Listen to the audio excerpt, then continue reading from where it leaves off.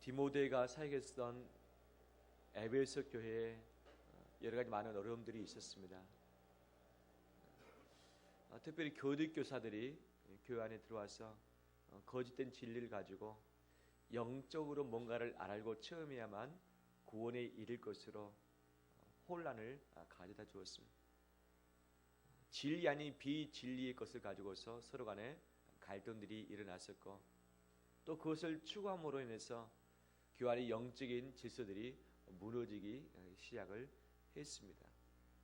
또 사회적으로는 여러 가지 우상 숭배의 그런 분위기들과 그다음에 철학의 발달로 인해서 정말 예수 그리스도의 유일신, 바로 이 부분의 진리가 위협을 받고 있는 그런 때였습니다. 이것을 알았던 바울이 디모데를 에베소 교회에 파송을 합니다. 직접 가지 못하니까. 그래서 너가 가서 수습을 하고 그다음에 진리로 잘 잡아주어라 라고 해서 디모데가 와서 사역을 했는데 쉽지만은 않습니다. 그가 아직 젊은 청년이었고, 또한 이 청년의 마음을 가지고 가르쳤으나 교인들이 그 말씀대로 따라오기는커녕 도리어 또 다른 혼란간에 빠진 것을 보게 됩니다. 바로 이럴 때 이 디모데와 갈등 상황에 있는 사람들, 그들은 거짓을 말하고 변론하면서 그다음에 언쟁하고 투기하며 분쟁하고 비방하고 악한 생각을 하고 마음이 부패해져 버렸고, 그다음에 탐욕과 미혹 가운데 빠지면서 교만병에 빠져 있었습니다. 이것을 봤을 때 디모데가 어떻게 감당할 것인가? 똑같이 치고받을 것인가? 똑같이 싸워볼 것인가? 똑같이 경쟁하면서 언쟁해 볼 것인가? 라고 하는 마음이 그 젊은 디모데에게 들었을 줄 모르겠지만, 바울 사도는 이 모든 상황을 알았기 때문에 디모데에게 이야기를 합니다.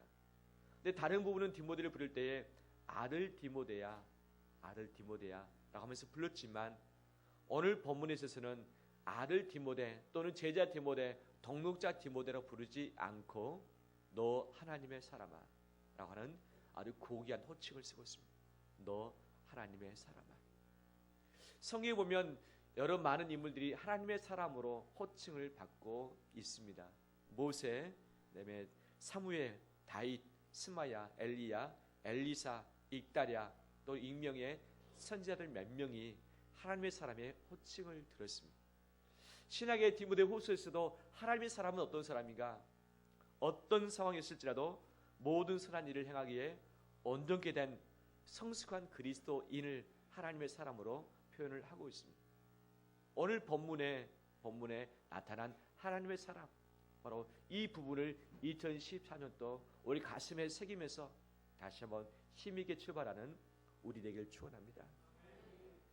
하나님의 사람이라고 하는 이 의미는 몇 가지 안에 담겨져 있습니다. 첫 번째는 신분의 요소입니다. 신분. 나는 누구인가? 가정에서의 아빠로, 엄마로, 또는 남편으로, 아내로, 자식으로, 교회에서 여러 가지 성도의 직분을 가지고 있고, 사회에서 역시 마찬가지이지만 바로 우리가 하나님 앞에서 하나님의 사람인 줄 믿습니다. 하나님의 사람은 하나님이 선택하신 백성입니다. 선택을 창세전에 하셨습니다.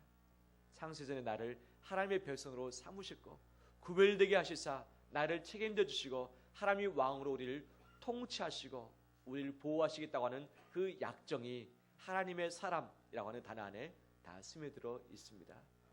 우리는 하나님의 백성입니다. 하나님이 특별히 선택하신 그런 선민입니다.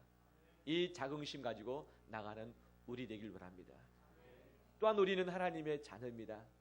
영접하는 자 곧 그 이름을 믿는 자들에게는 하나님의 자녀가 되는 권세를 허락해 주셨다고 말씀하십니다. 나는 하나님의 아들입니다.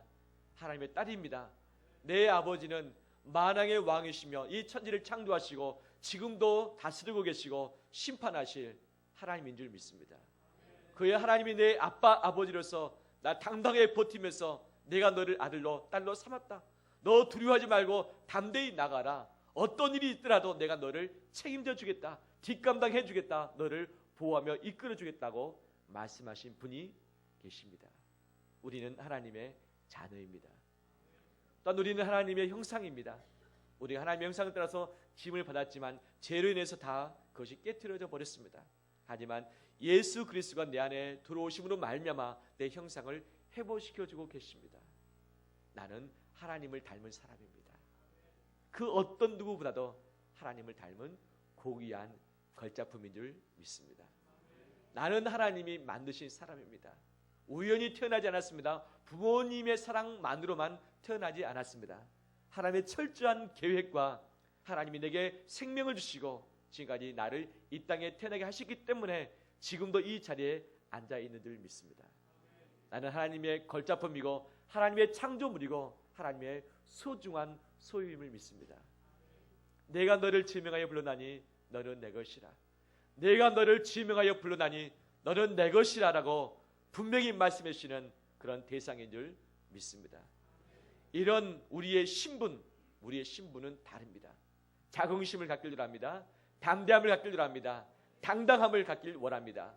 이 세상 그 어떤 사람보다도 특별한 신분을 가진 존재인 우리 자신의 바로 본질을 잘 기억하는 올 한 해 되기를 축원합니다. 또한 우리는 세상 사람들과 차원이 다릅니다. 차원이 다릅니다. 세상 사람들은 자기 인생은 자기가 책임을 져야 됩니다. 자기의 죽음 자기가 책임을 져야 되죠. 죽음을 책임지지 못하면 죽음으로 끝나며 그 이후에는 심판이 기다리고 있습니다. 아무리 이 땅에서 잘 살고 높은 지위를 가지고 누린다 할지라도 그들이 예수 그리스도를 구주로 믿지 않았다면 그들의 마지막 결국은 지옥입니다. 그들의 영원한 집은 지옥일 수밖에 없습니다. 하지만 우리가 이 땅에서 넘어지고 실패하고 아프고 상처받고 또 힘들고 지칠지라도 우리의 마지막은 천국인 줄 믿습니다. 하나님이 예비하신 천국이 우리의 영원한 집입니다. 바로 차원이 다릅니다. 우리에게는 목자가 있습니다. 하나님이 보이지 않게 나와 함께 계시고 내 앞서 행하시고 내 뒤에서 나를 호위하고 계십니다. 보이지 않는 구름기둥과 불기둥으로 나를 눈동자처럼 지키시고 졸지도 아니하시고 주무시도 아니하시면서 인도해 가신 줄 믿습니다. 주님은 우리의 목자가 되십니다. 우리의 구원자 되십니다. 우리의 왕이 되십니다. 우리의 친절한 아빠 아버지가 되십니다. 바로 세상 사람들과는 신분이 다르고 차원이 다릅니다. 이것을 마음껏 누리길 바랍니다.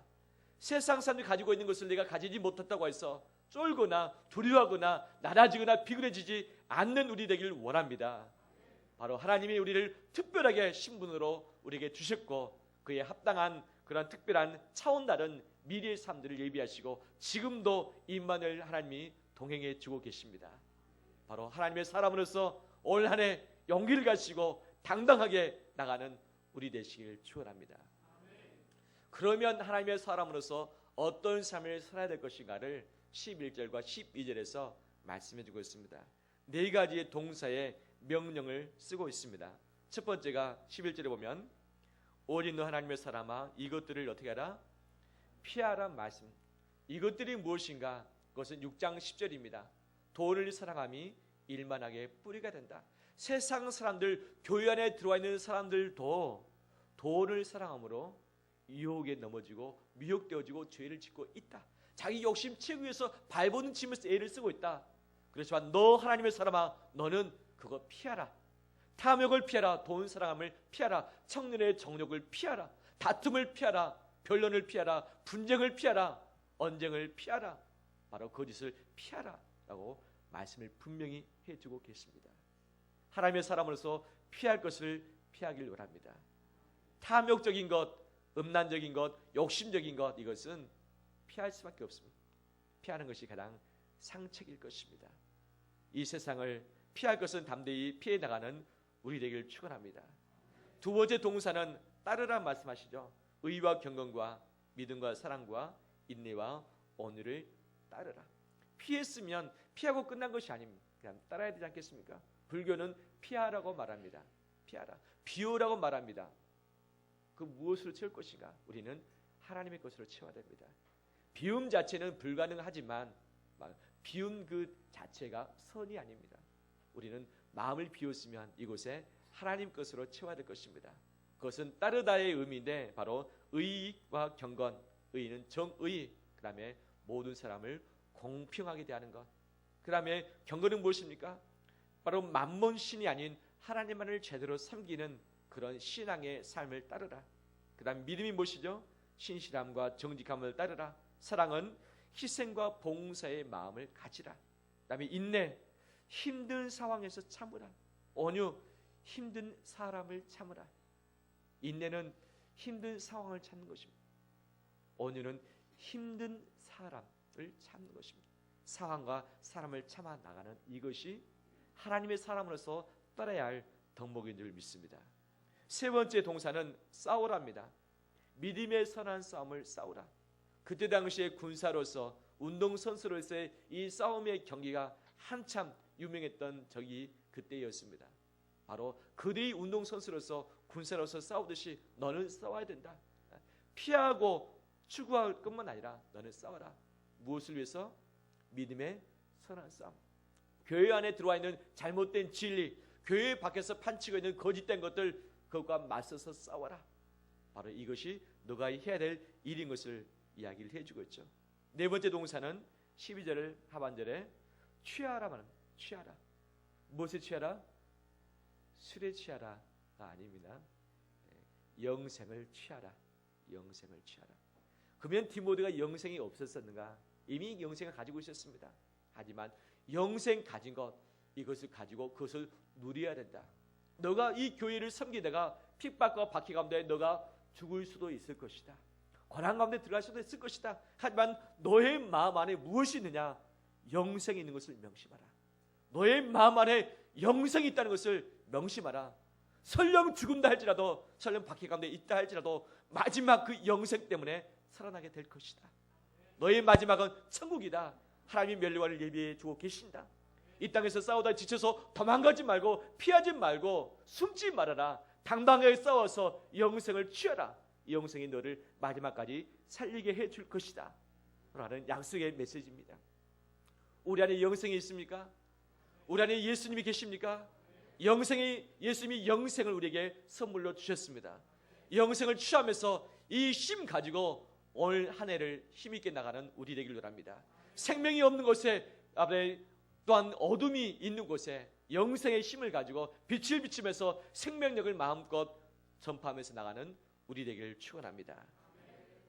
그렇다면 하나님의 사람으로서의 신분, 그에 합당한 삶을 통틀어서 그러면 올 한 해 우리 교회에서 어떻게 적용할 것인가, 그것을 세 가지로 말씀드리고 싶습니다.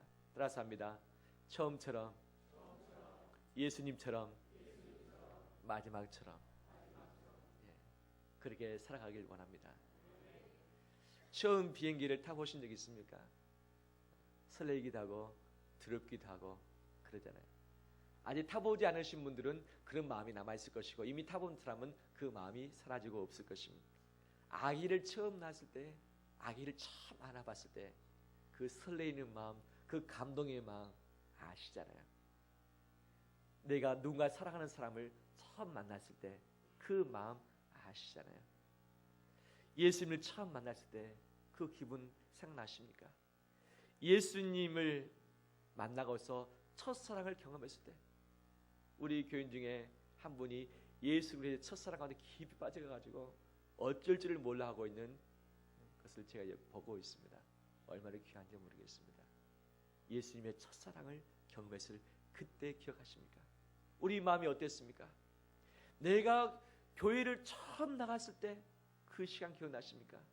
이 예배당에서 처음 예배를 드렸을 때 그 감동의 분위기를 기억하고 계십니까? 내가 처음 설립했을 때 함께 했든지 전도되어서 내가 교회를 선택해서 왔든지 간에 처음 예배를 이곳에서 드렸을 때 그 마음, 그 심령 기억하시죠? 내가 처음 회개했을 때, 내가 처음 세례를 받았을 때, 내가 처음 직분을 받았을 때에, 내가 처음 임직을 했을 때, 내가 처음 봉사됐을 때, 내가 처음으로 성령 충만을 경험했을 때 우리 마음이 어땠습니까? 그 마음이 지금도 살아있습니까? 올 한 해 처음처럼 감당하는 우리 되길 바랍니다. 교회를 올 때에 처음 오는 것처럼 와보길 바랍니다. 우리가 서로 만날 때에 처음 만난 것처럼 되어보길 원합니다. 우리가 기도할 때에 처음처럼 하길 원합니다. 성도를 대할 때의 처음처럼 오늘 1월 5일 하나님이 우리에게 처음으로 주셨습니다. 1월 5일은 옛날이 아닙니다. 하나님 우리에게 처음 주신 날입니다. 이 날을 처음처럼 살아가길 원합니다.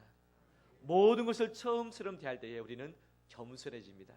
설레어집니다. 조심하게 됩니다. 순전함으로 대하게 됩니다.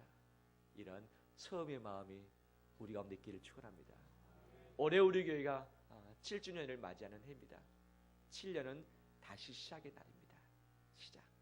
시작의 이 처음을 회복하며 나가는 우리 온 성도 되시길 축원합니다. 두 번째, 누구처럼요? 예수님처럼이죠. 만약에 내가 2000년 전으로 돌아가서 예루살렘에서 예수님을 뵌다면 어떤 마음일까? 베세다에서 오병이의 떡을 나눠주시는 그 예수님을 만난다면 어떤 마음일까? 풍랑이 일대에 풍랑이를 걸어오시는 예수님을 만난다면 나는 어떤 마음일까? 부활하신 예수 그리스도의 찬란한 광채가 나는 예수 그리스도를 만났을 때 나는 어떤 마음일까? 예수님을 대하는 나의 마음의 자세가 달라질 것입니다. 그렇잖아요. 더 나가서 예수님은 지극히 작은 자에게 한 것이 바로 내게 한 것이다. 부디 중에 나를 대접했을 것이다.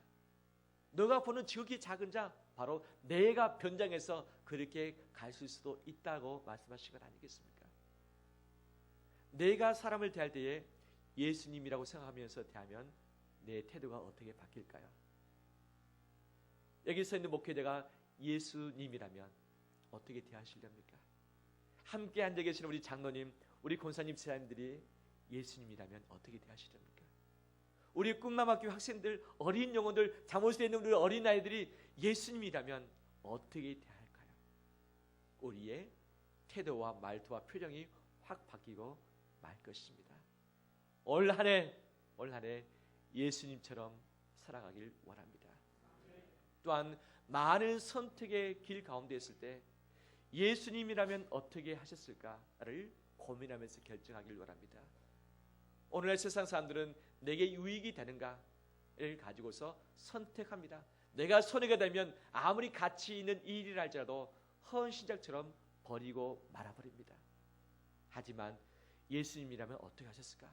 내게 유혹이 다가올 때에 돈의 유혹, 성적인 유혹, 어떤 것을 누릴 수 있는 그런 유혹들이 다가올 때 예수님이 이 자리에서 어떻게 결정하셨을까라고 고민한다면 우리의 답은 뻔할 것입니다. 수많은 선택의 갈림길에서 바로 나를 위한 선택이 아니라 주님을 위한 선택의 그런 길들을 가는 우리 되길 축원합니다. 내가 예수님을 대하듯이 내가 예수님 것처럼 살아가는 것이 하나님의 사람에 합당한 삶인 줄 믿습니다. 죄를 볼 때의 나의 태도, 교회에서의 나의 태도, 연약한 자들을 볼 때의 나의 태도, 또는 악한 자들을 볼 때의 나의 태도, 나는 누구처럼 살아가고 있는가? 세상 사람들처럼 살아가고 있는가? 고립스러운 사람들처럼 살아가고 있는가? 아니면 예수님처럼 살아가고 있는가?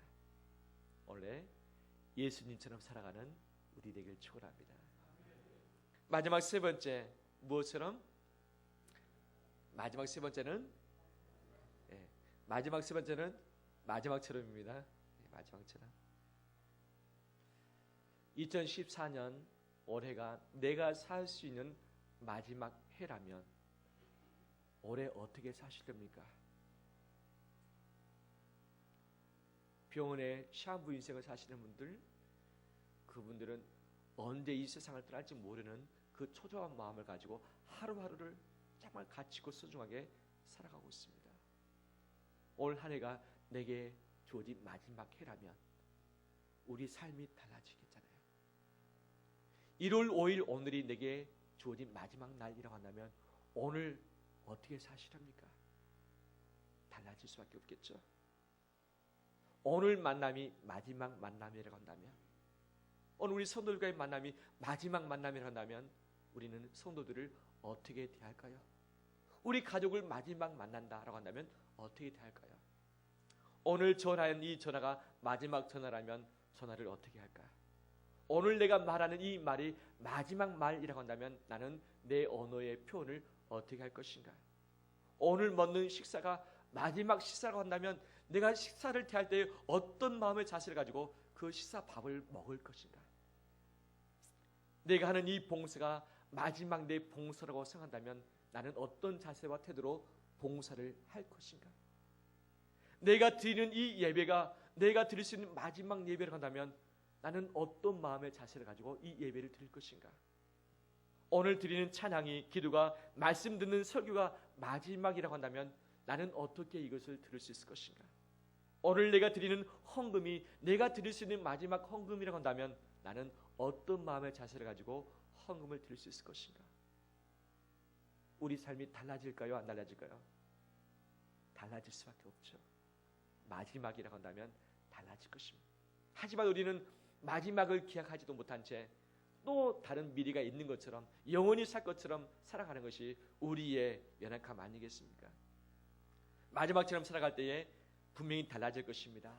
더 진지해질 것입니다. 모든 일을 다 감당하기보다는 우선순위에 따라서 꼭 내가 해야 될 최고의 가치의 일만 우리가 할 것입니다. 오늘 한 해의 마지막처럼 살면서 우선순위를 분명히 하길 바랍니다. 내가 맡은 사명을 마지막처럼 잘 감당해 나가는 우리 되길 원합니다. 말씀을 마무리합니다. 이 세상은 어두워져 가고 있습니다. 이 세상은 혼탁해져 가고 있습니다. 진리가 없는 이 비진리가, 비윤리가 거짓이 판치고 있고 정직하게 순결하게 살아가는 사람이 도리어 지탄을 받고 미련한 사람이라고 그런 이야기를 듣는 시대 가운데 있습니다. 이 세상이 그럴지라도 우리는 하나님의 사람으로서 당당함을 유지하길 바랍니다. 하나님이 나와 함께 계십니다. 하나님이 나를 책임져 주십니다. 하나님이 나를 마지막까지 지켜주십니다. 내 미래, 내 영혼을 이미 천국에서 예비해 주고 계십니다. 나의 다른 신분, 특별한 신분, 차원 다른 바로 나의 인생, 하나님의 사람으로서 당당함을 유지하는 우리 되기를 축원합니다. 또한 더 나아가서 하나님의 사람으로서 처음처럼 살길 바랍니다. 예수님처럼 살길 바랍니다. 마지막처럼 살길 바랍니다. 이것을 꼭 붙들고 나가는 우리 온 성도 되시기를 주의 이름으로 축원합니다.